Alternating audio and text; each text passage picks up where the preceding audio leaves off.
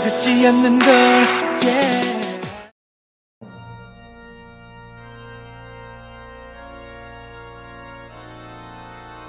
Semenjak Pak Tor sudah mengincar tempat ini, banyak proyek-proyek untuk bangunan kota baru kita yang belum selesai jadi.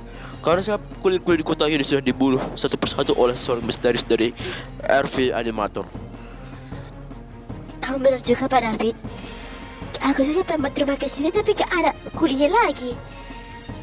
Apalagi bos Revan, tuan pemilik restoran gue ini juga punya rumah tapi tiba-tiba hancur. Kasian Pak Revan. Ya, dia tahu juga. Kenapa sekarang tidak ada polisi yang mau bisa menangkap semua kejahatan ini? Ya bisa aja para polisi di sini mungkin dibayar atau tidak. Tapi kita doakan semua polisi bisa mengamankan semua ini tanpa takut dari ancaman bahaya. Karena gue masih mencari tahu siapa orang misterius yang sudah merencanakan semua ini. Dari mana aja Papa? Aku udah dijemput dari sekolah tiba-tiba lari. Ya? Aduh nak, astaga Tuhan, maafkan bapak dah lupa. Tadi bapak ada melihat semua. Tengok rumah tiba-tiba kebakaran. Makanya bapak masih merencanakan ini sama pemerintah kita. Gak apa-apa ya, sekali-sekali kamu mandiri dulu ya Freya. Oh gak mau. Pokoknya dijemput sama Papa. Anaknya aktif ya Pak David. Kayak mau dicincang aja pakai tangan gua. Iyalah, tak boleh macam tu. Oh ya, by siapa yang jemput kau ke sini nak? Papa mau orang baik yang sudah jemput kau tadi. Kau tahu ada 2 anak kembar. Oh itu Pak. Itu ada 2 kembar tadi. Katanya mereka 2 anak jalanan tadi di sekolah. Dia mintakan aku jemput ke sini. Ya aku sebenarnya mau berterima kasih tapi mereka gak mau uang dari aku yang save gepok ini. Gepok terus. Itu untuk ayah kau cemana? Udahlah pak. Semana orang kembarannya? Gue yang jemput. Gue yang jemput kakak ini sampai ke tempat tujuan. Oh jadi ini. Oke anak-anak, terima kasih sudah menjemput anak saya sampai ke sini. Padahal tadi bapak lagi ada urusan untuk memberantas semua para koruptor-koruptor yang tidak jadi untuk membuat kota kita. Ya, itulah gara banyak orang jadi anak jalan seperti kalian. Harusnya kan tinggal di apartemen aja, biar aku nyewa lagi. Tapi paman, kalau kami disuruh ke apartemen sana dan tanpa sepengetahuan ayah dan ibu, kami akan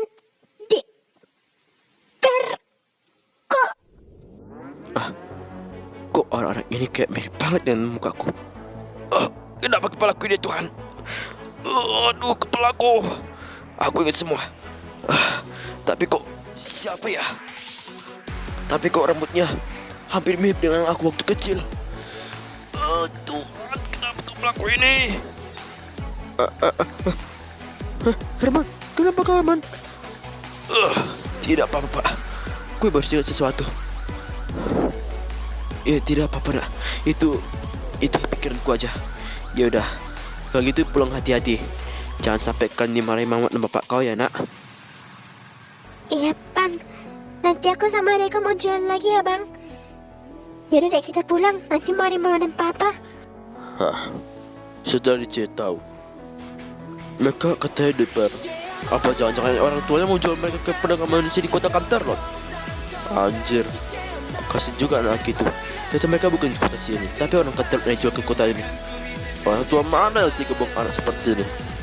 Oke, Herman, gue ingat semuanya. Mereka 2 adalah adik kembarku yang sudah terpisah oleh ayahku. Gue baru sadar sekarang. Mata dan rambutnya sama waktu kecil juga paman. Ini merupakan hasil dari perempuan jalan itu yang sudah membuat ibuku sampai hampir meninggal. Apa? Oke, untuk bisa menjelaskan masalah ini, kita panggil informan aja untuk bisa menjelaskan masalah ini. By the way, aku punya informan yang bisa membahas tentang siapa penjual anak kedua ini. Serius ini informannya? Kok pakai bikini ya pak? Kau nih, aku baru di pantai diajak ganggu aja. Gue cowok lah, tapi pakai nih panci alias. Woi, gue bilang lu nggak ada. Kalau lu memang panci, kenapa ada belah-belahmu tuh, ha? Alah. Oh, oh iya, gue trans boy, cok. Ya, saya informan dari sini. Oke, tapi di sini ada handuk gak? Dingin banget sini. Wah, kenapa lo ya lah banyak bacot. Jadi begini, kalian tahu tentang dua anak kembar yang kalian bilang itu? Gue dengar-dengar juga, mereka dua sering dikam-kam oleh ayahnya sendiri. Ya, kebetulan juga nama mereka dua yaitu Abigail dan juga Amira. Yang paling muda adalah Amira. Ya, bisa saja dibilang kalau Amira adalah adik paling bungsu. Oke gini, gue akan ceritakan kronologinya. Kebetulan gue juga merupakan mantan dari klub malam itu. Sebelumnya gue cowok lanang lah. Oke ceritanya. Dulu, di tahun 1997, ada satu laki-laki yang menurut gue amat ganteng. Dan dia menggunakan rambut yang sama. Tapi sebenarnya rambutnya warna hitam. Ya, namanya adalah Richard Anderson. Ya, itu namamu, Herman Anderson. Ya, dia awalnya merupakan orang paling baik-baik. Jadi karuniai oleh seorang pacar yang paling cantik bernama Aleta, ibu kamu. Dan ini adalah sosok ibumu. Samakan rambutnya waktu sama si kembar itu dulu. Ya, awalnya mereka sangat romantis. Dan akhirnya mereka menikah 2 tahun kemudian, tahun 2001. Dan melahirkan anak yang paling ganteng bernama kau, Herman Anderson. Tapi 3 tahun kemudian, tepat di tahun 2005, di sebuah klub malam Hammond yang ditinggali oleh satu-satu para wanita yang nakal, ia pun dah mulai tertarik dengan para cewek-cewek yang ada di klub tersebut. Salah satunya adalah bernama Johanna. Ya, dia pemilik klub malam ini. Dan secara cerita lebih langsung, Johanna adalah seorang wanita populer di sekolah dan selalu dapat juara 1 ya dengan menggunakan mencontek. Ya biasalah, dia itu memang anak nakal yang suka digoda-goda oleh cowok orang. Ya itulah, kamu gak boleh tiru tuh Herman saat kamu udah punya istri. Ya pada akhirnya 3 tahun kemudian mereka pun menikah. Dan istrinya, ibumu, akhirnya diceraikan oleh ayahmu karena satu fitnahan dari si Johanong ini. Ia terus menunggu dan menunggu terus suaminya atau bapakmu datang ke sini lagi. Sampai sekarang dia sudah mulai kurus kerempeng. Pada 2016, ibumu sebenarnya sudah meninggal. Kau kira dia terus-terusan sampai sakit kayak gini? Tapi dia sudah meninggal karena tidak ada satupun yang bisa menengok di klub ini. Karena klub ini tutup ya akibat dirazia oleh polisi.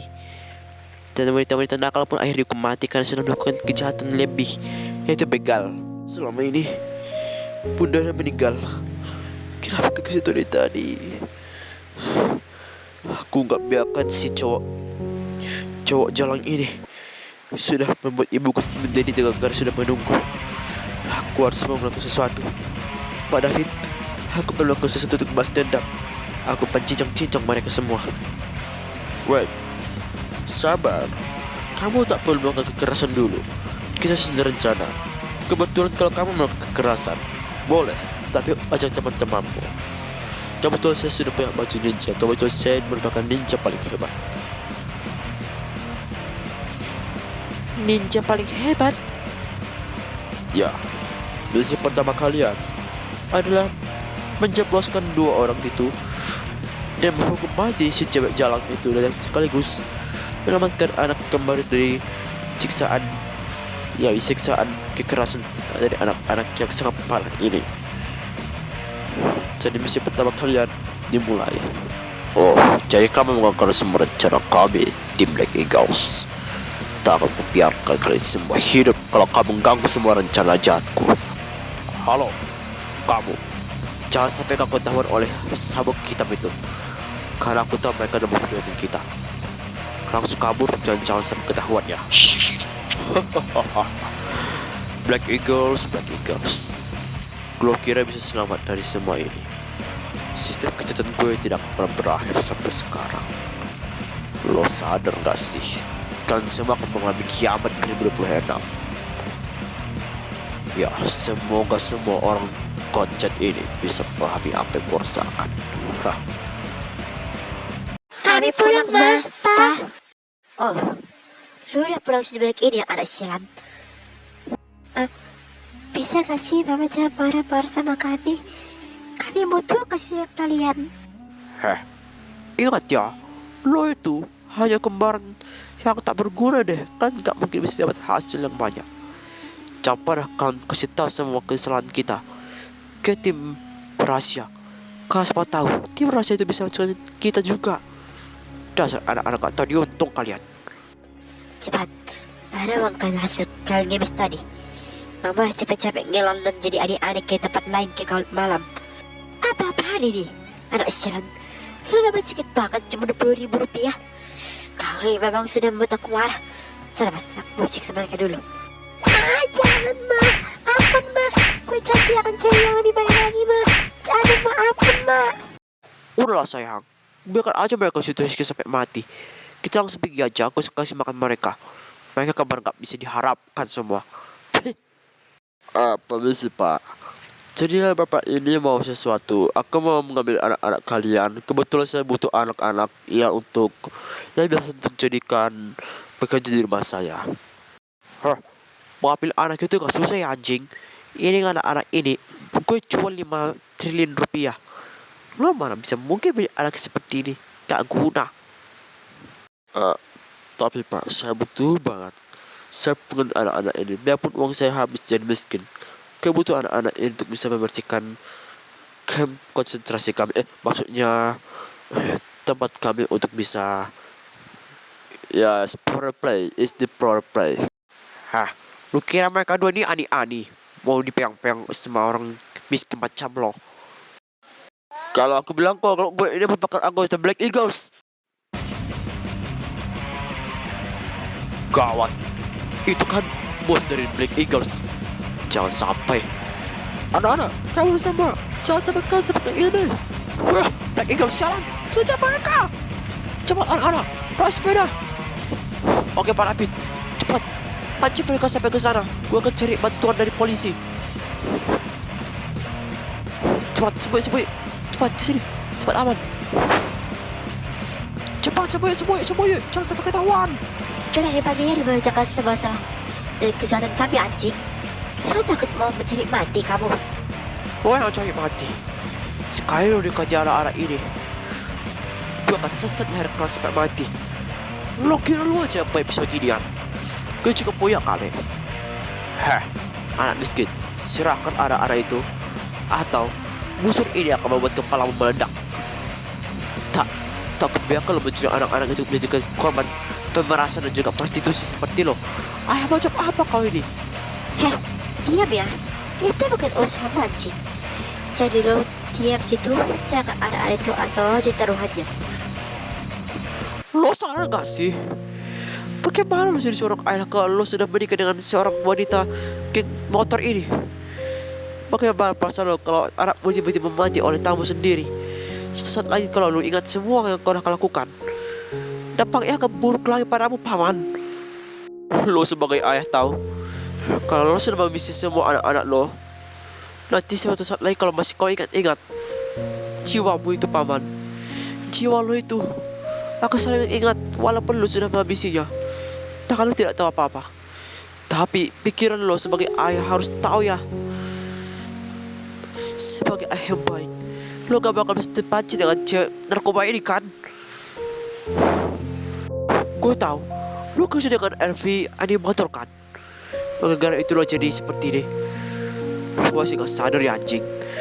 Paman syarat anak lo itu mereka capek-capek rela mati-matian, rela dipegang-pegang orang. Itu kalian sebagai mana sih? Dan lo gak sadar diri juga dan wanita sialan.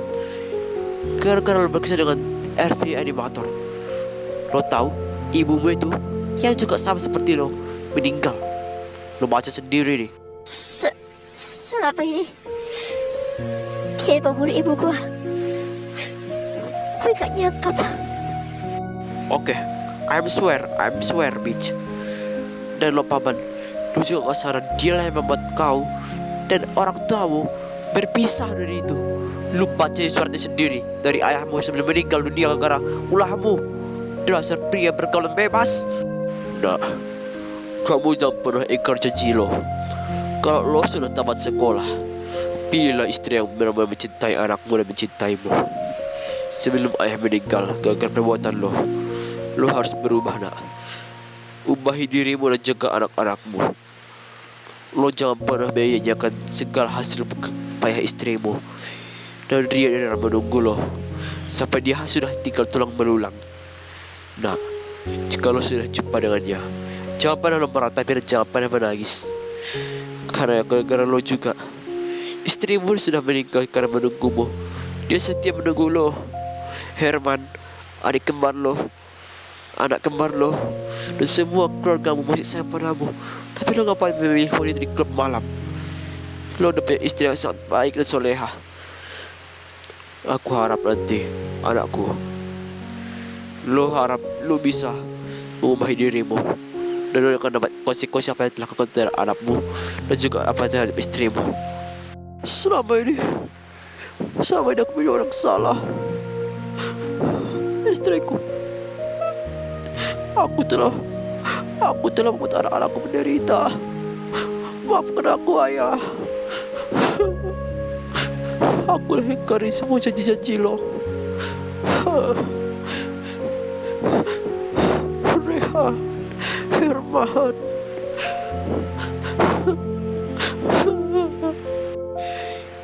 Iya, setelah drama yang panjang itu, anak-anak sudah diasuh di panti asuhan dan mereka mendapatkan hak yang nyaman. Dan akhirnya pun kami menjadi orang yang terkait dalam partner ini. Ya, tapi mereka belum tahu ada sabuk-sabuk hitam seperti kami ini tadi.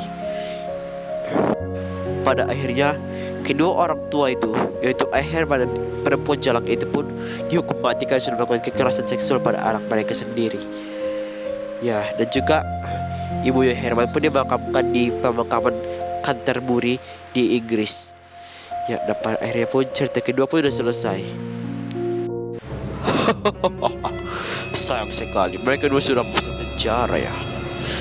Tunggu aja pembahasan gua. Black Eagles, sebentar lagi lo bakal dapat fitnahan di episode selanjutnya.